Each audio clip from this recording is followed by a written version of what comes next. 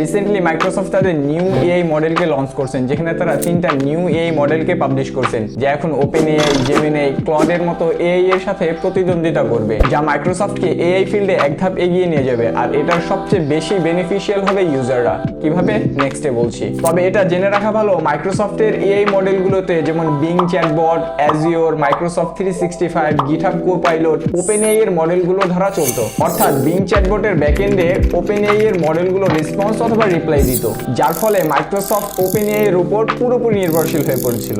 New AI মডেলগুলো যেমন এমএআই transcribe 1, মেই voice 1, মেই image, এই মডেলগুলো ওপেনএআই এর উপর নির্ভরশীলতা অনেকটাই কমিয়ে আনবে। চলো জেনে নেওয়া যাক মাইক্রোসফটের এই মডেলগুলো কি কি কাজ করতে পারে।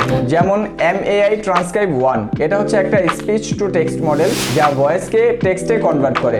দেন এমএআই ভয়েস 1, যা একটা টেক্সট টু স্পিচ মডেল যা টেক্সটকে মানুষের মতো ভয়েসে রূপান্তর করে। দেন লাস্ট হচ্ছে মেই ইমেজ 1, অর্থাৎ এই মডেলটা টেক্সট অথবা প্রম্পট থেকে ইমেজ জেনারেশন করতে পারে। মাইক্রোসফট কিন্তু শুধু এআই মডেলই তৈরি করছে না, তারা একটা এআই ইকোসিস্টেম তৈরি করতেছেন, যার ফলে ইউজাররা বেটার এআই পাবে, ফাস্টার পারফরমেন্স আর স্মার্ট এআই এক্সপিরিয়েন্স পাবে।